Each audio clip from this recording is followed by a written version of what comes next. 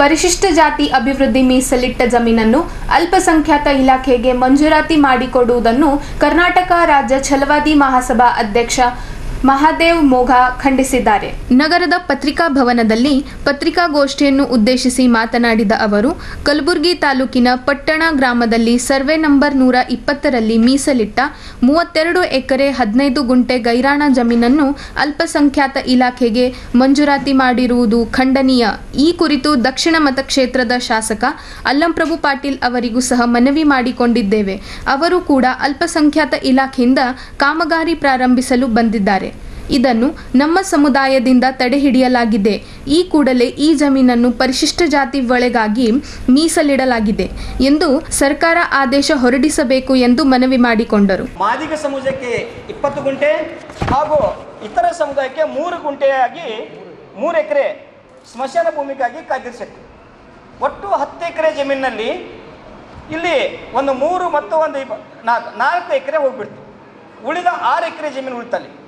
ಆದರೆ 2020 ಮತ್ತು 2021 ಸಾಲಿನಲ್ಲಿ ಯಾವುದೇ ಪೂರ್ವ ಮಾಹಿತಿ ಇಲ್ಲದೆ, ಗ್ರಾಮಗಳಲ್ಲಿ ಯಾವುದೇ ಒಂದು ಸಭೆ ಸಮಾರಂಭ ಮಾಡಲಾರದೆ, ಸಾರ್ವಜನಿಕರ ಗಮನಕ್ಕೆ ತರದೆ 2020 ಮತ್ತು 2021 ಸಾಲಿನಲ್ಲಿ ಅಲ್ಪಸಂಖ್ಯಾತರ ಇಲಾಖೆಗೆ ಮೊರಾರ್ಜಿ ದೇಸಾಯಿ ವಸತಿ ಶಾಲೆಗೆ 5 ಎಕರೆ ಮತ್ತು ಅಲ್ಪಸಂಖ್ಯಾತರ ನವೋದಯ ಮಾದರಿ ಶಾಲೆಗೆ 5 ಎಕರೆ ಜಮೀನನ್ನು ವರ್ಗಾವಣೆ ಮಾಡಿರ್ತಾರೆ.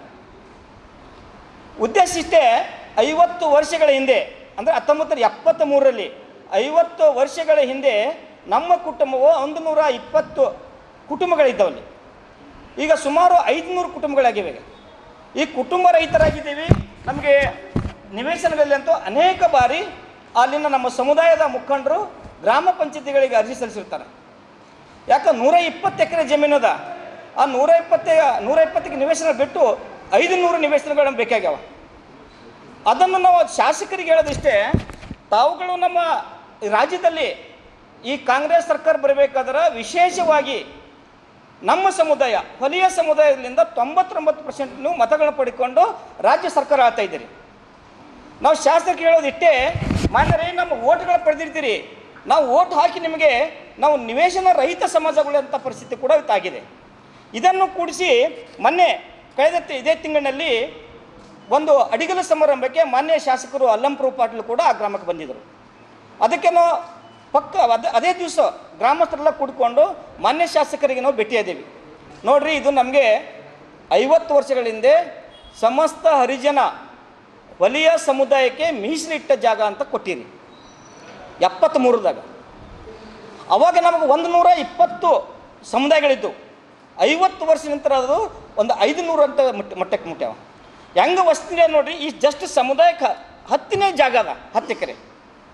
ಆ ಸಮುದಾಯಕ್ಕೆ 10ನೇ ಜಾಗ ಅದ. ವಸತಿ ಶಾಲೆ ಹೆಂಗೆ ಮಾಡ್ತಾರೆ ಹೇಳ್ರಿ? ಅಲ್ಪಸಂಖ್ಯಾತರ ಮಹಿಳೆಯರು ಮತ್ತು ಪುರುಷರ ವಸತಿ ಶಾಲೆಗಳು ಗ್ರಾಮಕ್ಕೆ ಹತ್ತಿವ.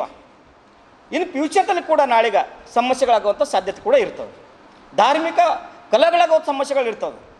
ಅದಕ್ಕಾಗಿ ನಾವು ಮನೆ ಶಾಸಕರಿಗೆ ನಾವು ಗಮನಕ್ಕೆ ತಂದಾಗ ಶಾಸಕರು ಅವತ್ತು ಏನು ಮಾಡಿದ್ರು, ಇಲ್ಲ, ನಾನು ಯಾವುದೇ ಕಾರಣಕ್ಕೂ ನಾನು ಈ ಪರಿಶಿಷ್ಟ ಜಾತಿಯ ಮೀಸಲಿಟ್ಟ ಜಾಗವನ್ನು ಅಲ್ಪಸಂಖ್ಯಾತರ ವರ್ಗಾವಣೆ ಮಾಡಲು ಕೊಡೋದಿಲ್ಲ ಅಂತ ಹೇಳಿದ್ದಾರೆ. ಅದಕ್ಕೆ ನಾವು ಅವತ್ತಿನ ಪ್ರತಿಭಟನೆಗಳ ಮಾಡಲಿಲ್ಲ. ಶಾಸಕರ ಒಂದು ಮಾತಿಗೆ ಗೌರವ ಕೊಟ್ಟು ಅವತ್ತು ನಾವು ವಾಪಸ್ ಬಂದೀವಿ. ಆದರೆ ನಿನ್ನೆ ಮತ್ತೆ ಗುತ್ತಿಗೆದಾರರು ಬಂದು ಅಲ್ಲಿ ಮತ್ತು ಕೆಲಸ ಮಾಡ್ಲಿಕ್ಕೆ ಪ್ರಾರಂಭ ಮಾಡಿದ್ರು. ಅದಕ್ಕೆ ನಾವು ವಿರೋಧ ಮಾಡಿದ್ದೀವಿ. ಆದರೂ ಕೂಡ ಮತ್ತೆ ಇವತ್ತು ಕೂಡ ಬಂದರು. ಇವತ್ತು ಗ್ರಾಮದ ಎಲ್ಲ ಹೆಣ್ಣು ಮಕ್ಕಳು, ಚಿಕ್ಕ ಮಕ್ಕಳು ಎಲ್ಲರೂ ಕೂಡಿಕೊಂಡು ವಿರೋಧ ಮಾಡಿದಾಗ ಗುತ್ತಿಗೆದಾರ ಬಿಟ್ಟು ಹೋಗಿದ್ದಾನೆ. ಅದಕ್ಕೆ ಕೂಡಲೇ ಜಿಲ್ಲಾಡಳಿತ ಆಗಲಿ, ಮಾನ್ಯ ಶಾಸಕರು ವಿಶೇಷವಾಗಿ ಅಲ್ಲಂಪ್ರಭು ಪಾಟೀಲ್ ಅವರು, ಇವತ್ತು ನೀವು ಎಲೆಕ್ಷನಲ್ಲಿ ಗೆದ್ದು ಬರಬೇಕಾದ್ರೆ ಇವತ್ತು ನಮ್ಮ ಸಮುದಾಯದ ಪ್ರತಿಯೊಂದು ಕಾಂಟ್ರಿಬ್ಯೂಷನ್ ಭಾಳ ಅದ ನಿಮ್ಗೆ. ಅದನ್ನು ಗೌರವವಾಗಿ ಇಟ್ಕೋಬೇಕಾದ್ರೆ ನೀವು ಇದು ಕೂಡಲೇ ಅಲ್ಪಸಂಖ್ಯಾತರ ಇಲಾಖೆಗೆ ನೀವು ವರ್ಗಾವಣೆ ಮಾಡಿರಲ್ಲ, ಆ ಭೂಮಿಯನ್ನು ತಕ್ಷಣ ನಮ್ಮ ಸಮುದಾಯಕ್ಕೆ ಕೊಡಬೇಕು. ಲಾಜಿಕಲಿ ನೋಡ್ರಲ್ಲಿ, ಆಲ್ರೆಡಿ 10 ಎಕರೆದಾಗ 3 ಎಕರೆ ಇತರ ಸಮುದಾಯಕ್ಕೆ ಸ್ಮಶಾನ ಅದ, 20 ಗುಂಟೆ ಮಾದಿಗ ಸಮಾಜಕ್ಕೆ ಅದ, 20 ಗುಂಟೆ ವಲಯ ಸಮಾಜಕ್ಕೆ ಅದ. 6 ಎಕರೆ ಅಲ್ಲಿ ಉಳಿದ, ಕೇವಲ 6 ಎಕರೆ ಉಳಿದ್ರೂ ಕೂಡ 5 ಎಕರೆ ನವೋದಯ ಮಾದರಿ ಶಾಲೆಗೆ ಹೇಳ್ತಾರೆ, 5 ಎಕರೆ ಅದು ಇದಕ್ಕೆ ಮೊರಾರ್ಜಿ ದೇಸಾಯಿಗೆ ಹೇಳ್ತಾರೆ. ಎರಡೂ ಅಲ್ಪಸಂಖ್ಯಾತರಿಗೆ. ನಾವೇನು ಇರೋದಿಲ್ಲ, ಅಲ್ಪಸಂಖ್ಯಾತರಿಗೆ ಸಾಕಷ್ಟು ಜಾಗ ಅದ, ಸರ್ಕಾರಕ್ಕೆ ಇನ್ನೂ ಬೇರೆ ಕಡೆ ಜಾಗ ಅದ. ಅದೇ ಪಟ್ಟಣ ಗ್ರಾಮದಲ್ಲಿ ಸುತ್ತಮುತ್ತ ಅನೇಕ ಸರ್ಕಾರ ಜಾಗ ಅದ, ಅಲ್ಲೇ ನಮ್ಮ ಸಮುದಾಯ ಅದ. ನಮ್ಮ ಸಮುದಾಯ ಪಕ್ಕದಲ್ಲಿ ಇಟ್ಕೊಂಡು ಮಾಡೋ ಉದ್ದೇಶನು ನಮಗೆ ಬೇಕಲ್ಲ. ನಮಗೂ ಧಾರ್ಮಿಕ ಕಾರ್ಯಕ್ರಮ ಮಾಡ್ಲಿಕ್ಕೆ, ನಮ್ಮ ಬುದ್ಧಿವಾರ ಮಾಡ್ಲಿಕ್ಕೆ, ನಮ್ಮ ಮಕ್ಕಳಿಗೆ ಆಟ ಪಾಠ ಮಾಡ್ಲಿಕ್ಕೆ ಬೇಕಲ್ಲ. ಈಗ ಆಲ್ರೆಡಿ ಒಂದು 400ರಿಂದ 500 ಜನ ನಿವೇಶನ ರೈತರು ಪಂಚಾಯತಿಗೆ ಲೆಟರ್ ಕೊಟ್ಟರು. ಯಾಕೆ 50 ವರ್ಷದಿಂದ ಬೆಳವಣಿಗೆ ಆಗಿಲ್ಲ ಇಲ್ಲಿ ತನಕ. 50 ವರ್ಷ ಹಿಂದೆ ಕೊಟ್ಟರೆ 120 ಜಾಗ ಸರ್ಕಾರ ಲ್ಯಾಂಡ್ ಓಪನ್ ಅದ. ಅಲ್ಲಿ ನಾವು ಕಾರ್ಯಕ್ರಮ ಮಾಡ್ಕೊತಾ ಇದ್ದೀವಿ.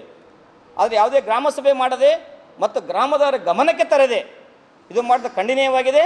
ಅದಕ್ಕೆ ನಾವು ಇನ್ನೊಂದು ಸಲ ಮಾನ್ಯ ಶಾಸಕರಂತ ಅಲ್ಲಂಪ್ರಭು ಪಾಟೀಲ್ ಅವರಿಗೆ ನಾವು ಆಗ್ರಹ ಮಾಡ್ತೀವಿ, ಕೂಡಲೇ ತಾವು ಎಚ್ಚೆತ್ತುಕೊಂಡು ನಮ್ಮ ಋಣ ಸರ್ಕಾರದ ಮೇಲೆ, ವಿಶೇಷವಾಗಿ ನಮ್ಮ ಸಮುದಾಯದ ಋಣ ಭಾಳಷ್ಟದ, ಅದು ಇಟ್ಕೋಬೇಕಾದ್ರೆ ನಿಮಗೆ ಬದ್ಧತೆ ಇದ್ರೆ ಕೂಡಲೇ ತಕ್ಷಣ ಅದನ್ನು ಕೆಲಸ ನಿಂದಿರಿಸಿ ನಾವು ಅಲ್ಪಸಂಖ್ಯಾತರ ಇಲಾಖೆ ನಾವು ಕೊಡ್ಲಿಕ್ಕೆ ಬೇಡ ಅಂಬಿಲ್ಲ. ಸಾಕಷ್ಟು ಜಾಗ ಅದ, ಎಲ್ಲೆಲ್ಲೋ ಖರೀದಿ ಮಾಡಿರಿ ಅಂತ ಜಾಗನ ಕೊಡಿಸಿ ನಮ್ಮ. ಈ ಸಂದರ್ಭದಲ್ಲಿ ಪ್ರಭು ಪಟ್ಟಣ, ಈರಣ್ಣ ಕಂಬಾರ್, ರವೀಂದ್ರ ಜೀವಣಗಿ, ಅಂಬಾರಾಯ ವಗ್ಗಿ, ಮಲ್ಲಿಕಾರ್ಜುನ್ ವಗ್ಗೆ ಸೇರಿದಂತೆ ಗ್ರಾಮದ ಹಲವಾರು ಮುಖಂಡರುಗಳು ಪತ್ರಿಕಾಗೋಷ್ಠಿಯಲ್ಲಿ ಉಪಸ್ಥಿತರಿದ್ದರು.